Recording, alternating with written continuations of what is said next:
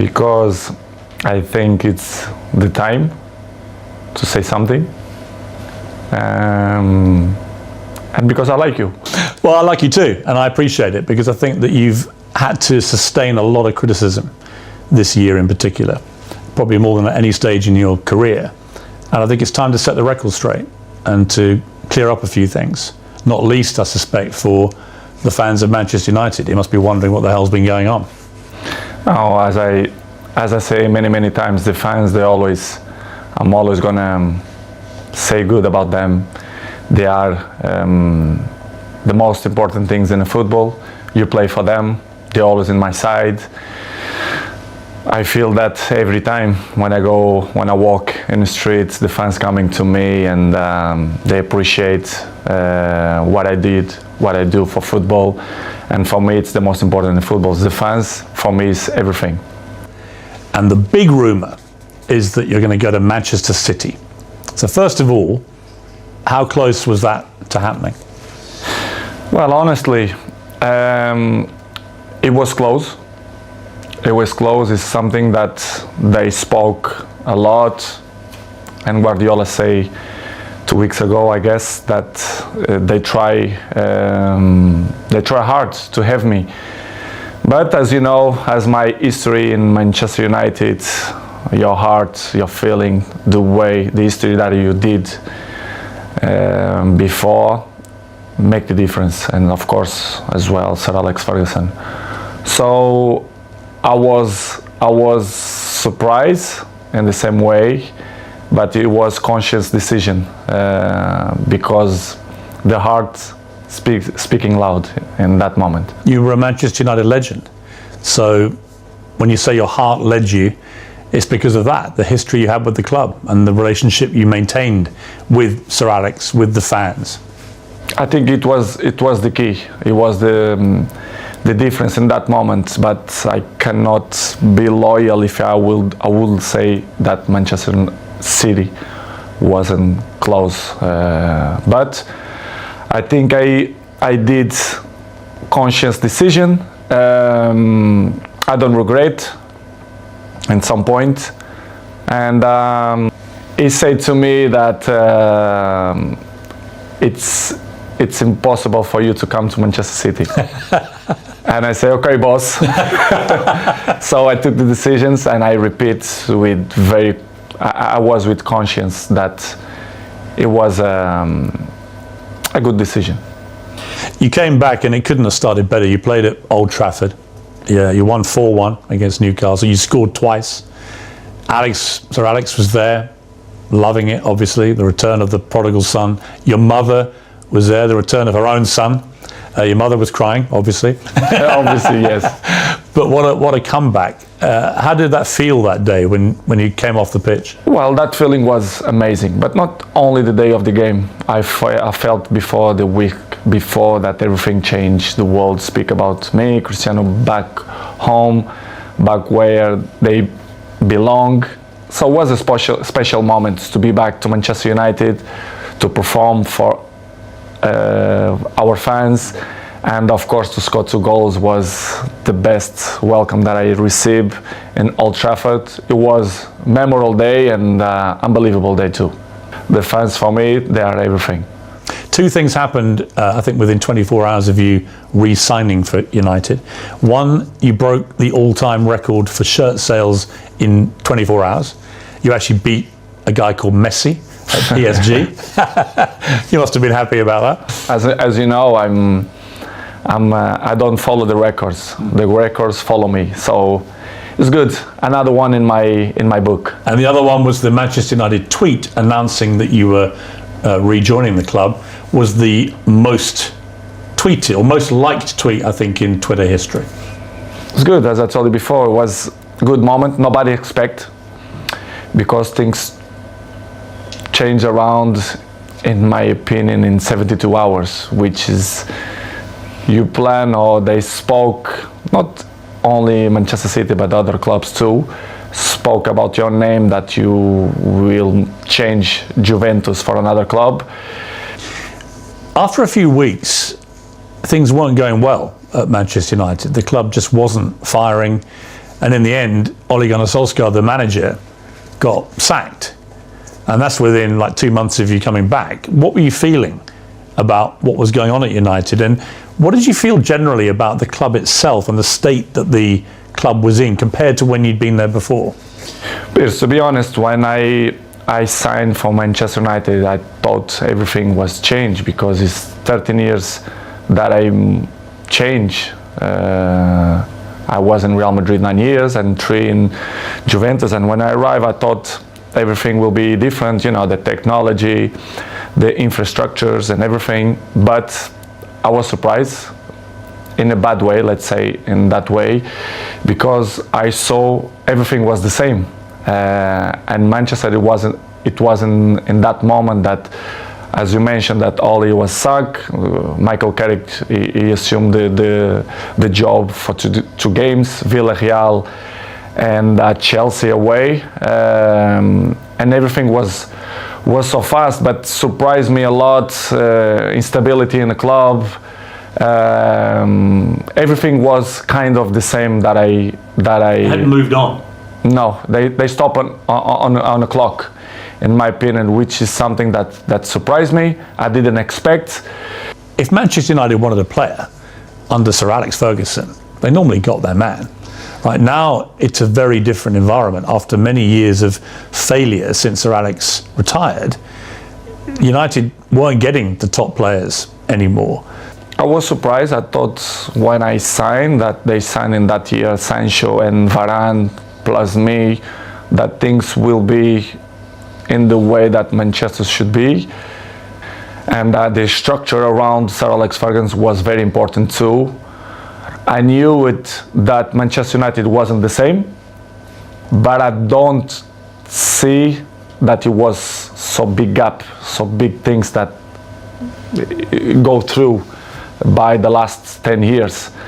And it was the thing that surprised me more, to be honest. Nothing had changed since you'd left in 2009. Nothing changed. Surprisingly, not only the pool, the jacuzzi, even the gym. Even some points, the technology, the kitchen, the chefs, which is I appreciate, lovely persons. They stop in a time which is it surprised me a lot. I thought I will see different things, different, as I mentioned before, technology, infrastructure, but unfortunately we see many things that I'm used to see when I was 20, 21, 23, so surprised me a lot. You'd also, of course, as you said, you'd been at Real Madrid and Juventus, where you saw them moving all the time to progress with technology, the latest thing. What you'd experienced there with what was not happening at United. In United, the progress was zero, in my opinion. To compare with Real Madrid and even Juventus, that they follow the recent world. So the technology, especially the terms of training, nutrition, and conditions of eat properly and to recover better than before, surprised me, which is something that surprised me. A club with this dimension should be in the top of the tree, in my opinion, and they are not. Unfortunately, they are not in that level, but I hope the next years they can reach to be in a top level. When you look at, I mean, United have had some of the best managers in the world follow Sir Alex Ferguson, and they've all been relative failures compared to other stages of their careers. Do you think that partly that's down to the structural element of this, that there just isn't the support that top managers need? I don't know what's going on, but since the Sir Alex Ferguson left, I saw not evolution in the club. The progress was zero. They bring sport directive Ralph Rangnick, which is something that nobody understands. This guy is not even a coach. A bigger club like Manchester United bring sport directive. Surprised not only me, but all the world, you know. Well, it was a ridiculous decision, wasn't it? Of course, in my opinion, you have to be honest. If you're if you're not even a coach, how you gonna be the boss of Manchester United? It's something that I should see that Manchester is not followed, not the right way to reach successful like other teams because of this kind of mistakes. In my opinion, they should improve and change probably the staff or the people, the directives or presidents. I don't know who is the problem there, but since did it show a lack of ambition to you when they replaced Ole Gunnar Solskjaer, who a lot of fans liked, but he obviously wasn't delivering the big titles that United wanted and were used to. But to appoint someone like Ralf Rangnick, I mean, I'd never heard of him. And I'm thinking, had you heard of him? No, of course not. You'd never heard of this guy? Nobody, and the people who I speak, nobody knew it. Who is him? And suddenly did you call him the boss? Of course, I respect. We have to call because he assumed the job. Regardless, all the coaches that I had in my career, I call them boss because if they assume the job, we have to call in that way. But in the end, deep inside me, I never saw him as a boss because I saw some points that I never agreed, and he stopped in the time as well. Because if you're not being a coach, the next 5 years, you're gonna lost the identity to be a coach. So surprised me a lot. But in the same way, don't surprise me a lot because if you see the structures, they keep it the same. So the coaches didn't surprise me, but was a tough moment. What was extraordinary was very quickly after Rangnick took over, it started briefing journalists that you weren't pressing enough and that maybe it would be a good idea if you moved on from the club. And I'm like, who is this guy? To be honest, Piers, it's something that I don't understand. It's the new coaches that coming around, they think they find the last Coca-Cola in the desert, which is I don't understand. The football there invents many years. So, but I respect any coach have a different approach, different opinions, different mentality, but kind of some points that you not agree. So I'm always like that in my life. I'm always been besides the best coaches in the world, Zidane, Ancelotti, Mourinho, Fernando Santos, Allegri. So I had kind of some experience because I learned from them. And when you see some coaches that they're coming, that they want to revolution the football, I not agree. I have my opinion. They agree or they disagree, but it's part of the business because in the end of the day, I'm in a club to win. And with my experience, I want to help, like always. And some coaches that don't accept. And, it's part of the job. Did he know what he was doing, Rangnick, or not? At a club like United? No, they don't. They knew with the club very well, but they don't know the dimension of the club inside, the history of the club, which is for me surprised me even more, which is when the soccer Ole Solskjaer, you should bring a top manager, not sport. Well, it's not, I love Solskjaer. I think he was a top person because what I keep inside my heart, it's the heart of the persons, and Ole for me is a top person. Coach, of course, he didn't look for what he wants. It's hard to assume after Sir Alex Ferguson, but I think he did a good job. For sure, he need more time, but I'm never doubt that he's going to be a good coach in the future. But it was a good experience. I was so pleased to work with him, even a short period. What about the younger players and specifically their mentality? Because it seemed to me, just from what I was reading, that when you were originally at Manchester United as a young 18-year-old, that you had huge respect for the older players, the Keanes and these guys in the dressing room, and you would soak up their experience, their wisdom and so on. Did you get that same respect, do you think, from the younger players? I don't mean that they don't respect the experienced players or the oldest players. I don't think that word is the best one, but they live in a different era. I can see my kid, they have 12 years old. The mentality, they are not the same. They are not suffer that, the anger. I think the anger, I think that they have the things more easily. Everything it's easily. They don't suffer. And I think they don't care. I don't mean only a few in Manchester United, but all the teams, all leagues in the world, the youngers, they are not the same of my generation.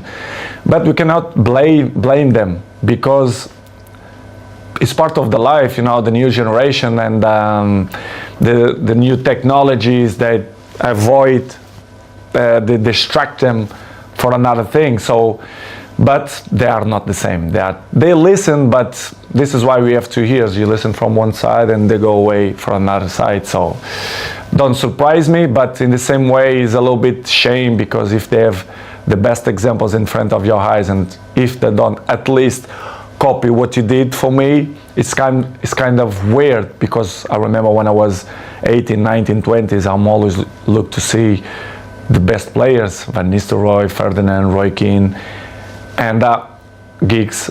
This is why I have the successful that I have and longevity, because I take care of my body, my mentality, my head, because I see these guys and I learn from them. When you try and give advice to these younger players, what do you say to them? What do you try and guide them to be like? I'm there every morning.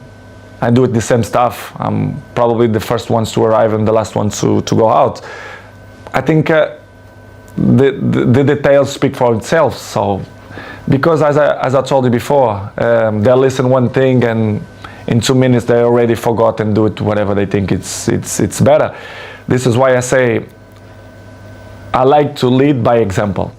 And some ones they follow me, not much, but see, I just find that incredible. That if I was a young footballer and I had Cristiano Ronaldo at my club, that I wouldn't want to spend every second watching him, listening to him, observing the way you go about your business. And yet, from what you're saying, clearly they're not interested. They don't care. Some ones yes, but most of them no. But for me, it's not surprise me. Don't surprise me, because they're not gonna have longevity careers, in my opinion. It's impossible. It's impossible to see, for example, my generation, you see many players, they reach 36, 37, 38 in a high level. I think this generation, you're gonna count by your hands how many gonna reach in that level, because these years of preparation, it helps a lot. It's difficult question, because I'm always can say what I see from my eyes. For example, if you tell me what I see, for example, in Manchester United, I can mention probably Dalot, Diogo Dalot. His example is young, but he's very, very professional, and I'm not doubt that he's gonna have longevity in the football, because he's young, he's smart, intelligent, and he's very professional. You have a few ones more, but like him, it's difficult to see. Probably Martinez, Casemiro's 30s, but I will say Dalot. So Rangnick's come then, it's your second manager, it's not working, the results aren't great, you're still scoring goals regularly for Manchester United. You're about the only one who is. But then you get hit by an awful episode in your life, probably the worst time of your life, where your partner, Georgina, she's pregnant with twins and is actually giving birth to these 2 babies, and your baby son doesn't survive. What was that like for you, that time in your life? It's probably the worst moments that I passed through my life since my father died. When you have a kid, that you expect that everything will be normal, and you have that problem. It's hard, as human being that I am. Me and Georgina, we had quite difficult moments, because we don't understand why happened to us. Was difficult, to be honest. Was very, very difficult to understand what's going on in that period of our life. As you know, the football carry on. They are so fast, many competitions. The football don't stop. We have many competitions. And pass through in that moment was probably the most difficult moment that I had in my life. Me and my family, especially Gio, that was tough. Yeah, I saw too. Yeah, this is why what we did. I grew up my family, especially Gio, and we had the difficult moments. But we said, listen, we have more kids. We have one that born, Bella, that we have to be happy too. I mean, such a difficult situation again, where you're mourning the terrible loss of your little baby boy. Because it's something that you don't know how to react. You don't know what to do, to be honest. And of course, I remember very well that I looked like, I don't know the word that to define what I felt in that moment, but it's crazy feelings, it's crazy emotional. But as I told you before, I have to hold that we had at least Bella. How did you explain it all to your other children? They must have been so confused about it. In the beginning, Gio arriving home and the kids start to say, where's another baby, where's another baby? Of course, Cristiano, I had conversation with him in the day. Because he's 12 years old, he knows, he understands everything. And I had a nice conversation with him. We cried together in his bedroom, and he explained, and it's kind of, he didn't understand. He understand, but in the same way, he was a little bit confused.